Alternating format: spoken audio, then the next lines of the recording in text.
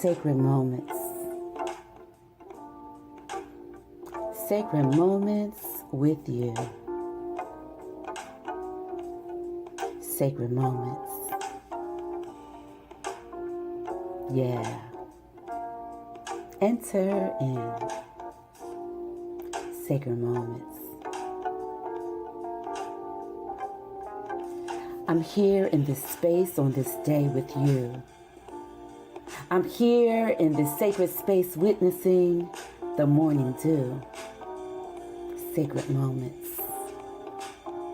In voice and in victory, we will share our thoughtful view, conversing and even challenging things we thought we knew. Sacred moments. With expectancy and excitement is this time set aside. Won't you enter in with us? And come on, let's take this ride. Riding the waves of wonder and whimsy. We're not here to do silly or flimsy. We're sacred moments. We are here open to listen and engage and converse. You know I'm going to keep the triune God in sight and first. I'm here with you on this holy mountain of meaning, sharing vows and syllables, discussing powerful gleanings. It's sacred moments. With songs and sonnets and poems and prose, this is not just another one of those radio shows.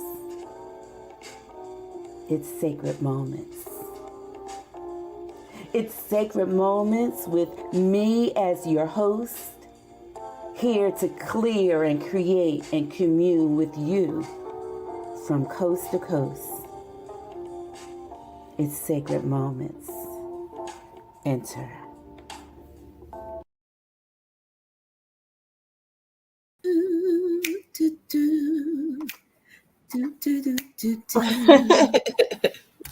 Morning. Good morning. All right. Look at what we got going on. It is Sacred Moments t-shirts. We got merch. Woo, woo. Woo, or is that like somebody over 60 still says woo woo? I mean, I don't say it, but I know. You keep me on you point. can get your Sacred Moments merch at our website. I'll put it across the bottom of the screen. Just go to Entrepreneur Shop and you can support the show. Yes, Sacred Moments. Oh man, I'm telling you, this is like amazing. I don't know, like whoever is listening, Khadijah Phillips' alter ego is the bomb.com. Now they may not even say that no more, but I'm saying it right here.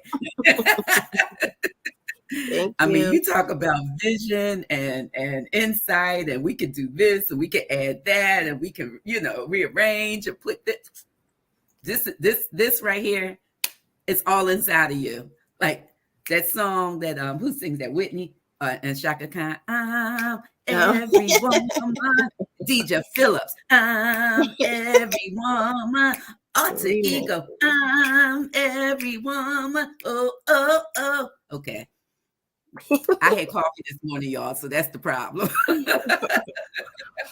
Good morning, America. Good morning, Asia. Good morning, Africa. Good morning, Istanbul. Good morning, Spain, Barcelona, the Bahamas, Jamaica. Good morning, Australia, Switzerland. Yes, Paris. Come on now. We are a global show, and we are saying good morning to each and every one. If you are listening and you can chat somewhere on various social media handles, just say good morning. We'd love to hear from you and tell us where you are listening and watching from, because we are here. We are live. It is Sacred Moments with Khadijah Alter Ego Phillips and your host, B. Michelle. I am here. I am happy to be here. It is a I'm in the beautiful bed. This is a real sacred moment show. Those dirty we can babies do. made me sick. I'm not even fronting this morning. Oh my gosh. And you don't look like you're not feeling well. You actually look really good. So that's What's this that's what ring my light, mom I used to guess? say. It's the ring light. No, you look great. Your locks look pretty. You got that Thank fabulous you. t-shirt on that says Sacred Yeah. Moments. Sacred I mean, come moments. on. Yes, yes. How Make was sure your you week get the though? shirt. It Without my was hard. The babies were sick. Amira started off sick. We were at the ER with her. The babies were sick. They're still they're still a little congested. So, and okay. Ahmad was sick. Ooh, Um, so that was hard because all three of them were sick. And now I started feeling a little funny yesterday. So now I don't feel good. So yeah. this week was a little rough, mom life, but Yeah. yeah, it Yeah. didn't last that long, so I'm assuming that I'll probably have like 2-3 days and I'll be okay. Okay. And you're doing anything like resting, tea, Well, I'm gonna be sleep. resting today. I had Okay. plenty of tea. And then I make like my smoothies and things like that. So I put some sea moss in there. Hmm. I have some manuka honey, like just trying to heal myself naturally. Because anytime I take medicine, I get sick. So it has to be a real reason, a serious reason. And I don't feel like having a nausea on top of Yeah, yeah. congestion and stuff. Yeah. How Yeah, I was did your week? something. Oh, well, this week was full. It was full. My best friend and I, we got away for a couple days. She like you hadn't been feeling well, and some of it, when we don't, and we're going to, thank God we have a great guest that we can talk about this. When we don't feel well, we can't just look at the body. Sometimes it's the mind, it's the spirit, those Mm-hmm. interconnections, the tripartite human. And so, we got away for a couple days, and just a change of scenery. Like we really didn't do much. We took a couple naps. We had dinner. I went for a walk, 2 walks every day. Went to the ocean, prayed, sang hymns, and that always does something inside of me. So I Mm-hmm. wasn't feeling like 100% my best in my body, but my spirit, and seeing the creation really always helps me. So that was good. And then busy, did some things, did some writing, did a lot of writing this week. I'm happy to feel. It was a National Poetry Month, so there were a lot of events going on. And Mm-hmm. Dee, I want to tell you that one of the events that I was in, it wasn't an in-person event, it was a virtual event, but I got invited to, was to honor Sonia Sanchez. Oh wow. And so they had like maybe 7 poets that came on and talked Mm-hmm. about her work and how her work, meant something to us. And I got invited to be part of a chat book that honored her. And I did 2 Oh. pieces, and my 2 pieces got accepted in the chat book. Wow! So Congratulations. yeah, yeah. So that was like really part of probably how much like a highlight for me of this week. Being in that space with her and hearing her voice, and that honor to her, Mama Sanchez. I mean, amazing. So I would say all together, Congratulations. we yes, yeah, yeah. Thank you. So for those that may be listening and I have my Facebook page, that chat book is posted on my page. It's an electronic one they've done with words and with pictures. It's a beautiful book. So check it out if Okay. you will. So lastly, before we have our guests come on, it is a great month. I would dare say it's probably the best month out of Mm-hmm. all the months Mm-hmm. of the 12 months. Mm-hmm.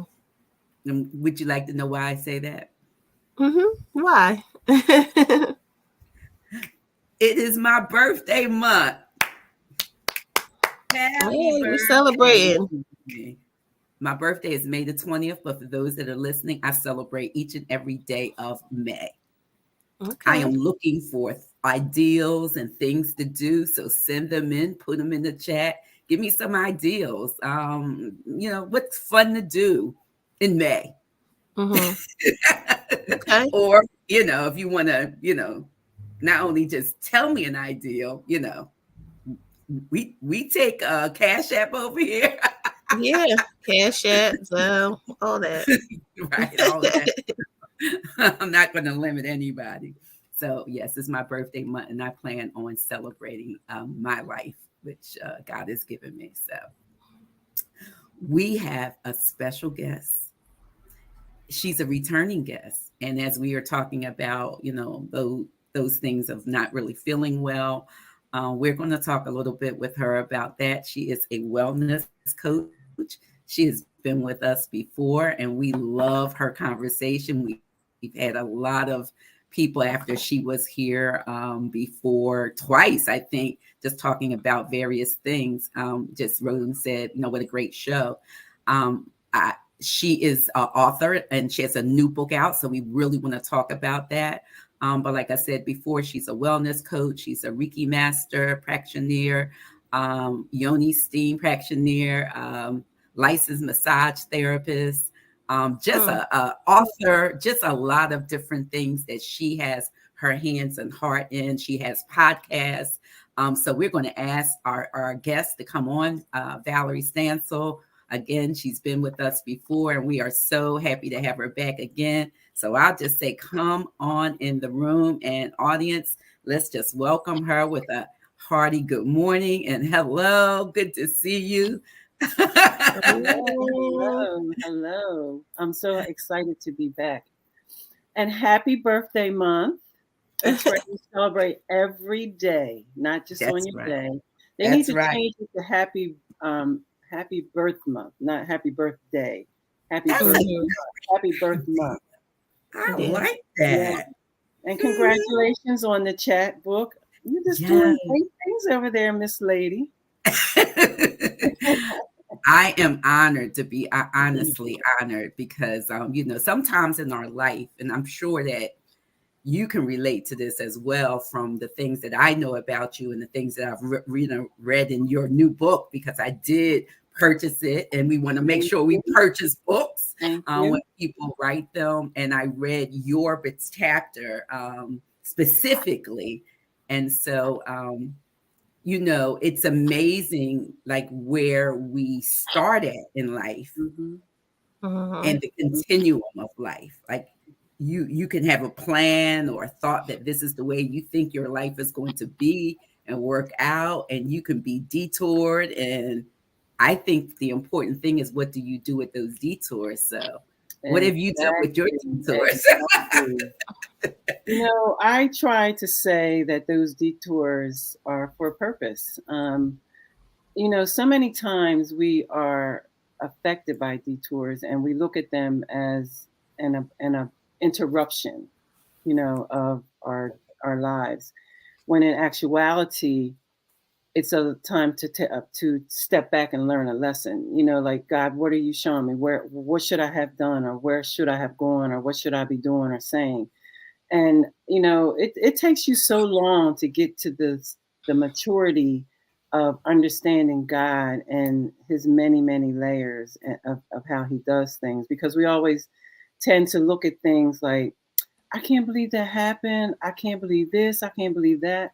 But when you look at it through the eyes of God and what the purpose he has for you, you turn it around and you make it a lesson. So that's what I do with my detours. And with my detours, I write books. I empower women. I inspire women. I educate women, because the detour happened for a reason. So I like to put that reason to use. Yeah. I was, in addition to reading, beginning to read your book, I also read, um, oh my gosh, Sabrina, Trayvon Martin's mother has a book Um, out. It's an audio, and it's Mhm. like it's called 10 Years Later. And mm, I listened to it on audio on Friday, mm-hmm, and she said basically what you said. Like, this is not a club, in quotes, mm-hmm, mm-hmm, ever want to be in, but taking what happened seeing the lesson in it, not just for her, which I think the same thing you're saying, is that, and as she said, it became very important for her to have that lesson play, to make it applicable in other people's lives, because she has walked in a space that no parent should ever walk. But what do you do with that? Right. You know, do you do what I have done too many times in the past? Woe is me. Why is this happening to me? How could this happen to me? You know, blame. Yes. Right. Yes, absolutely. Mm-hmm. And you know, and that was me at one time, you know, but like I said, you have to get to that maturity level and truly understand God and his infinite wisdom and the things that, my thing, Jeremiah 29:11, that will always be my scripture. You know, he has a plan to prosper us and not to hurt us or harm us. So, and that's how we have to look at it. Like, God, what is it that you want me to do with this? You know, you said you have a plan to prosper me and take me to an expected end, so believe that, and then use that situation to help someone else along the way. You know, Okay. sometimes it's hard, when you're in it, to be able to see how you can give God the glory for it. But once you get yourself together, it's all about what he wants you to do. And I also think that this is just some of the things that I've learned, that even when you are in the midst of whatever you are in the midst of, right? I think that we have to experience all of those feelings, emotions, ways, and not act like, we're not hurting when we're hurting, that we're not sad when we're sad, that, the ultimate measure, this is just something that's coming to me right now, of honoring God or praising the Lord, is being authentic in the space that you're in. So, it's not a praise to, I'm still, I'm gonna put my praise on, and it's gonna make me feel better. And then I'm gonna go back in the house and I'm gonna put the cover over my head, because that's what I've done, a couple times, thinking that if I didn't do the maybe outwardly traditional praise, that it would mean that I wasn't honoring God. And my maturity is like finding in this space that I can be completely honest with God about how I'm feeling. Mm-hmm. Mm-hmm. It's And not going to change our relationship at all.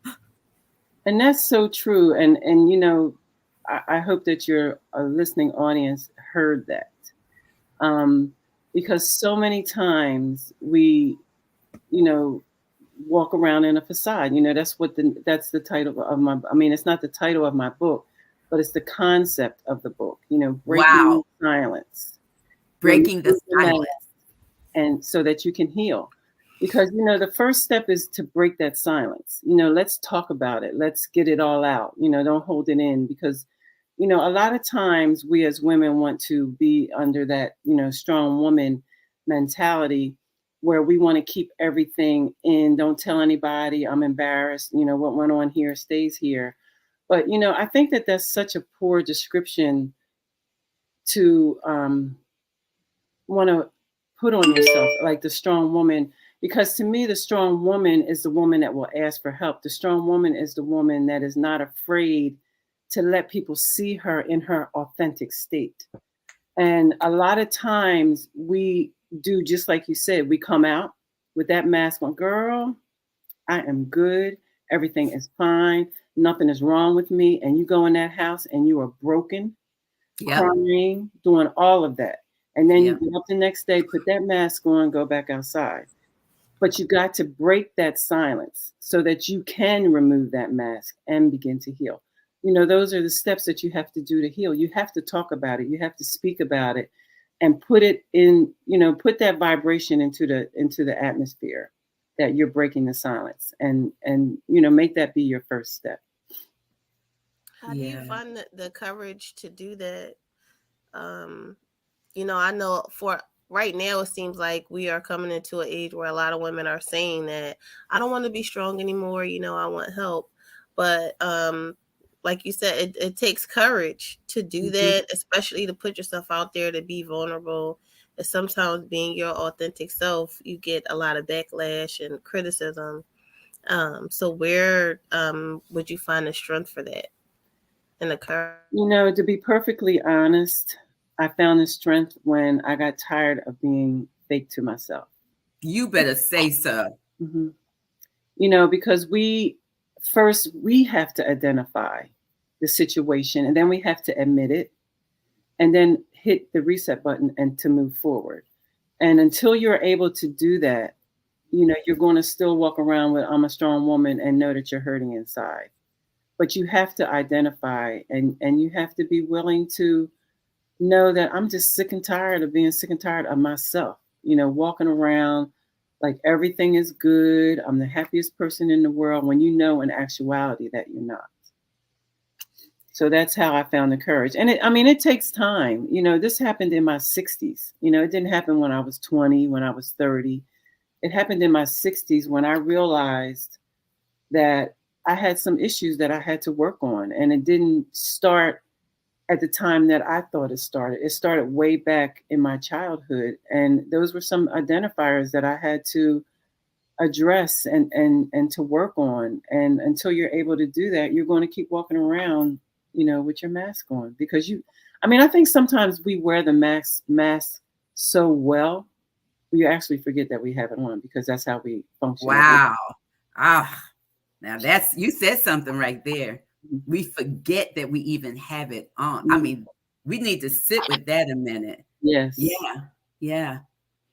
That becomes our pseudo person. That becomes who we are, that we really are not. Right. Right.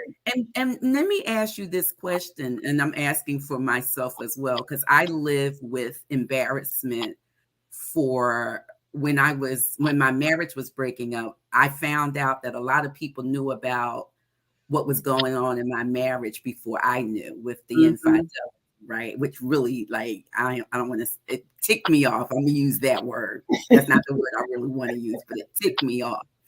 But it also I felt great embarrassment from it. That, I found out later that there were a lot of people like whispering and saying different things about me that, but in my face, they were like, "Hey, Miss Michelle," or "Hey," whatever.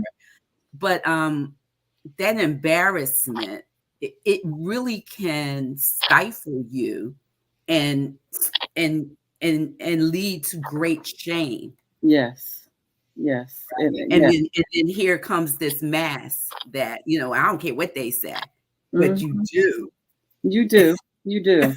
And right. it takes a woman that is willing to me, take away that strong woman association, and be that strong woman that is strong enough to ask for help, to not be embarrassed, to be authentic, and let people know, that what you said hurt me, or, what's going on hurt me, and not be embarrassed about it. And, I can relate to that, because with my domestic violence issue, I was very embarrassed about that. I didn't even want to come out the house, because people had met him and seen me and him together, and, saying all those things. And now I had to tell people, the situation I was in, and how I didn't see it. I didn't see the red flags, and I didn't see this, and I didn't see that. But I'm going around telling people, yeah, girl, I am a strong woman, and no.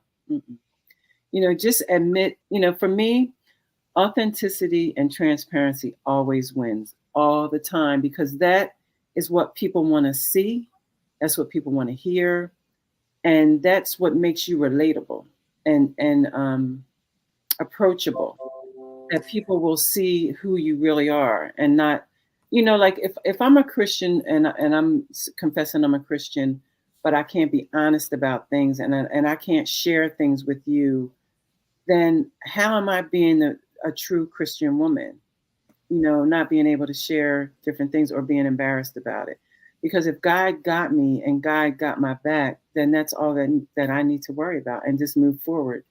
And it took a minute, for me not to be embarrassed. And, I had to get therapy and do all of those things, and now I can talk about it. And now I refuse to be embarrassed about anything, because like I said, God initiated this whole thing for a reason, for a purpose, whatever it is. Fellowship of Women Clergy said it has become easier to wear masks in the age of social media, where people seem to create these fabulous public images of themselves. Absolutely. And I just had a comment too. I feel like a lot of times, as women, your worth is tied up in being like the strong woman. Like a lot of people, even if you're in your head or you might be asking for help, but people look at you and say that, oh, you're so strong. They don't even think to give you assistance or help, even when you ask sometimes, because their response is, you're so strong. They see you doing all the things, and it's like, help me, please help. Can you, I need help. I need somebody to talk to. I need a shoulder to cry on. I know it's been times in my life where I've wanted to cry or just let it out. And then somehow the conversation turned into me encouraging this other person about whatever it is they're going through. And it's, sometimes you don't even want to be that strong woman, but you just are, because you have to be, or just because you've been so long, people can't see you even in your authenticity, in a vulnerable state. They just don't see you that way. People refer to me like that all the time. Right. No matter what I do, no matter how much help I ask for, no matter how much help I need, that's all I hear. You're so strong. You're a super mom. You're this, you're that. And I'm like, but I'm not. Like, come get these kids. Like, what are you talking about? I'm tired, Yeah, it is. It's hard. And what they said is so true, because social media, we can be who we really aren't. Nobody knows. They're snapshots. Yeah. Snapshots. That's what they are. Moments, poses, voguing. Yes. Yes. Walking around in a facade, making people think that everything is all right when it's not. Just say it. And like you said, Khadijah, just say it. I need some help. And I think the more that you speak up and address it and say it, people will understand that, yeah, she really is a strong woman, because she can ask for help. And I think that, to me, that is what a strong woman is. And but you've redefined it, though, in a way that I will say that I really haven't ever heard in those. I don't know about you, Dee, but I don't think I've ever heard the way that you just defined it, and it makes sense to me. Exactly the way that you said it. That a strong woman, or let's say just a strong person, is someone that is honest about their situation, their circumstances. And no, you cannot tell everybody everything. But if you have that, and Dee, that we got the Golden Girl posse over here, and I have a few other people that I'm like really honest with them about it. Yeah.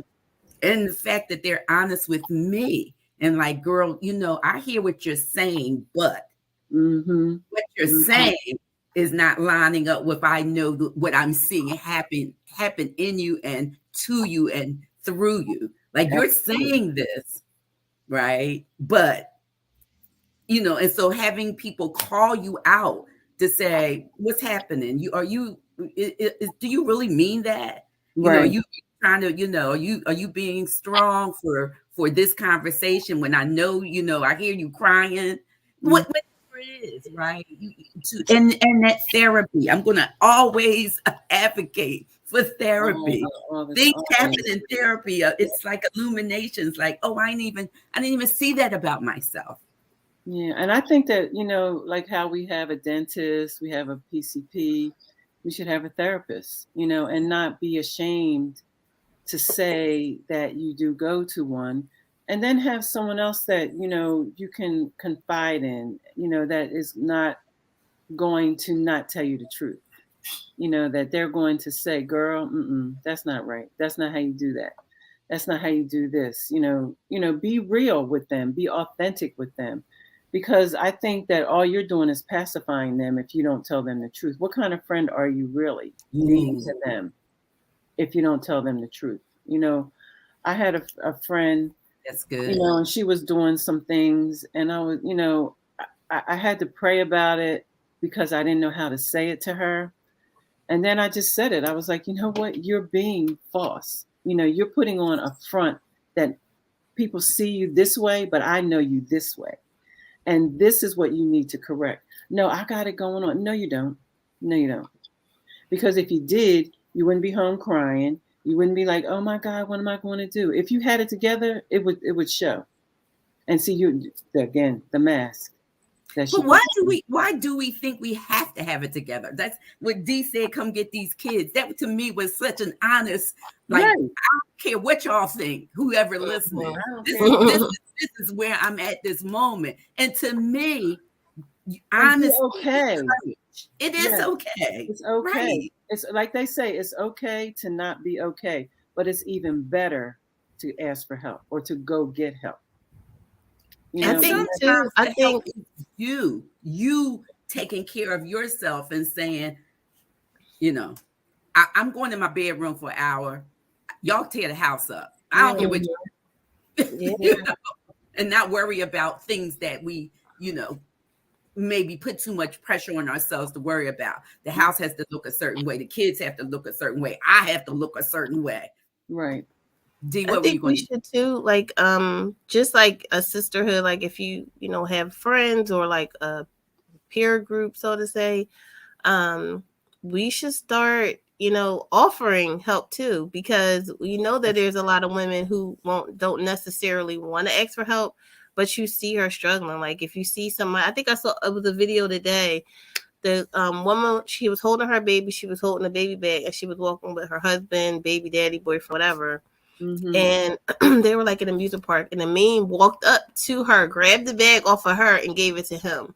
Like, just if you see it, just, I mean, not necessarily do that, but you know, it's been plenty of times. Excuse me, I've been at the market, and this is something simple, but at Aldi's with the cart and in the quarter. If I see a mom coming up and she's holding the baby in the baby bag, I'll just give her the cart, just a sign of help. Like, I see you, girl. I see you out here struggling. Instead of you sitting here now, you trying to get the quarter to get the cart, just offering help. So if you know your friend is struggling, and maybe like for me, I don't expect people to get the twins because of their, you know, disability and how they are, but just here's a bottle of wine, here's a book, you know, here's something, just, you know, just to reach out and say, I see you. I see you. I know you're struggling. I might not can do this, but I can do that. I think it's just a good practice to just help people, even if they don't ask for help. Just help people. Yeah, especially if you can identify that they need the help. You know, a lot of times, you know, I'll message someone or just say, here's my number. You know, I understand what you're going through. I've been through that. You know, call me if you ever want to talk. And I don't do that, you know, just to anybody. I do it because I really feel as though they need it and I am available to them. And I think that we need to do more of that. And like you said, you know, help build up build up another sister that you see might be struggling or, you know, going through a bad time, you know, help in any way that you can. And I think that that's really very important. Yeah, I agree with that. And, you know, I do think that, yes, asking is good, but asking the Lord for the discernment of how to help. Because some of us we can't all do everything. Right. Like you said. So we have to kind of like, you know, that small, and I'm sorry I used that word, that gesture of getting the cart, that could have been something that like helped her through the rest of the day if they said, yes, you know, I am seeing, you know, somebody cares about me. It doesn't have to be big and grandiose, and we don't have to put it on Facebook and, you know, or Instagram or anything.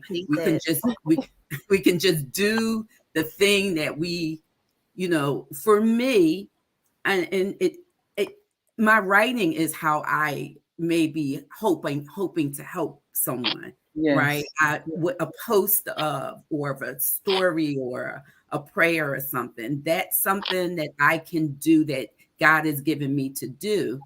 And I've been told just that. People have come back later and said that was the exact word I needed for today. So how tapping into how God wants us to minister, Yeah. to help, to be kind, to be thoughtful. Don't dismiss those small, what we call small gestures, because they can be huge gestures for somebody else. Yeah. And when Just you do it, not to get anything in return, if you do it just to do it, I really find, and I've been saying this a lot, like literally over the past 2 years, like it just keeps coming back to me in different ways. No matter what I do, it could be something small like that. I'll go to the next market, and I mean, I look at small things as big things. So I'll go to ShopRite, and then the guy gave me 5 bags. You have to pay for bags.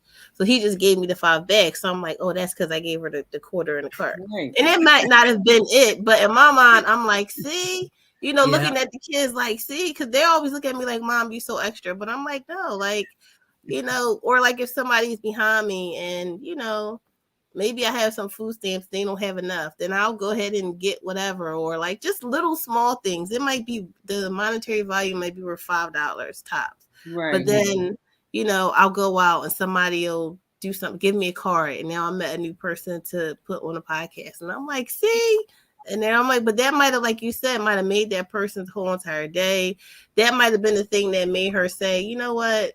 There are good people out here. I'm not gonna, that might change her mood. So, you never know. You never know what people are going through, when you see them. And like you said, just that small gesture could make their day, and how, she might not even had a quarter, to pay for the cart. And, that's always been my desire to, I want to pay for somebody's groceries one time. I just, and one time I did, and you're not going to believe this. It was months, and I was in Wegmans, and this lady taps me, and she's like, "Hi, remember me?" And I said, "No, not really." She said, "You paid for my groceries," and she gave me a Wegmans gift card. She said, "This is to give back to you for you giving to me." She said, "Because that day, that was the food for my kids to eat dinner." And, I didn't know that. I just wanted to do it. I was so excited that I got to do it. I didn't post it on Facebook. I didn't do anything because it was like my dream come true. I got to do it. And she gave it back to me. So she must have seen me before I seen her, for her to have the Wegmans gift card. She said, "I just want to give it back." I said, "But I didn't do it for that." I said, "I don't really want the card." She said, "No, I want you to take it." And I'm like, "Okay, I'll take it." Yeah. But you never know how God works, and he puts you in those places at that particular moment for that particular thing, that particular person. Yeah. And, that's why it's so well received, because they needed it at that time. Yeah. Our shows, I mean, we have about 6 minutes. Our shows go so fast when we have, you always go so fast. I don't want to miss just talking a little bit about the book, because like I said, we're talking about what you've written in it, but breaking the silence. So, I mean, audience, listen, the book is really revealing, even because as I was reading your portion of it, I was thinking about, is there some other things that I haven't broken the silence about in my own life? And you also talked about, like, you thought that it started in this one place as an adult, but you found out, or it was illuminated to you, that it was something that had gone on from childhood and then carried its way forward. Yes. So, like, what was that moment when you found that out? Because I thought that was a very interesting point. It was disheartening, really, because, as a child, you don't consider your childhood dysfunctional, because as a child, you don't even know what dysfunctional means, and I never thought of my life being like that because I had everything. You know, I went on trips, I had the best clothes, I had the best this, best that, but I didn't have that love. And then it made me realize in all those years why I was that nice, nasty girl, why I was so unhappy, why I bled on everybody. But I just thought, I was just a mean person. And, when my husband passed away and I was so depressed, I started to look back at my childhood. Like, why was I like that? Why was I so unhappy? Then I realized that I had all these things, but I didn't have any love. And I had to learn how to love later in life. And then once I became older in my 60s, realizing that, I was touched by a family member. I was in a domestic violence relationship before, like a real, like beat me up kind. And all the things that transpired in my life that I chose to bury down in here. And I think God, one day just talking to God, I was like, God, I can't believe, this has happened to me. Why did you take my husband? And then as I began to work on myself to heal, I realized that I had that little girl in me that needed to come out. She's been trying to come out for such a long time. And I kept putting her back in. No, you don't want to come out yet because everything is good. I'm living up. Wow. And I wasn't. And it takes a lot to be able to admit that. And I was talking to my daughter who was talking to my sister, and the one thing that I wanted to say about this person touching me, because I thought it would affect her the most, she's like, no, I want you to talk about it because the same thing happened to me. He touched me too. And it just makes you take a whole reflection of your life when you're in the valley, and God, why did this happen? Why did that happen? And he's like, well, let me take you back to your childhood and all the different things that transpired in your childhood. And now you'll see why you were acting like that all this time. And, I had to say it, actually admit that it happened, and to break that silence, and to take my mask off, because I walked around with a mask for years. And now I can tell my story and not have to worry about it. But telling my story is also telling your story and your story and your story, because you don't want to talk about it yet. So I want to tell my story to help you break your silence so that you can remove the mask and begin to heal. So that's why my books aren't like, oh yeah, we had the happiest time together. But my books are real. This is real life experiences. And it's experiences that people don't want to talk about. And I'm giving you the okay to talk about it and begin to heal. Like I'm clapping because we don't have a clap of it, but I mean, I just want to say to our audience, that last few minutes in your expression of why you wrote the book, Breaking the Silence, Remove the Mask and Heal, Knight in Rusted Armor, Mistaken Identity, which is available. You really encapsulated not just telling us about your story, but giving room and space for us to maybe go back and think a little bit more about our own self. And to me, just like Dee gave that woman that quarter, I think you just gave us a quarter. Thank you. Thank you. I'm really, really, really touched. I'm trying to get myself together. I'm really touched. Yeah. And I'm grateful because that is exactly how I felt when I was reading your portion of the book. It made me think about some things that I had kind of maybe put away a little bit. Yeah. And, God was saying in your continued healing, because God is healing right as we are speaking. Yes, absolutely. I want you to go a little bit further. And now you have the courage to do it. Yeah. And he will do it, and that's the whole thing. You got, I think the last time I was on here, I said you can't start until you start. And you Yeah. have to start, and be mindful of not being embarrassed, and realizing that your story is my story is like I said, somebody's story out there. Those other women's stories are somebody else's stories out there. Yeah. The Knight in Rusted Armor, that's my domestic violence journey. How many people are affected by domestic violence? So, I have to tell the story. That's my purpose. Yeah.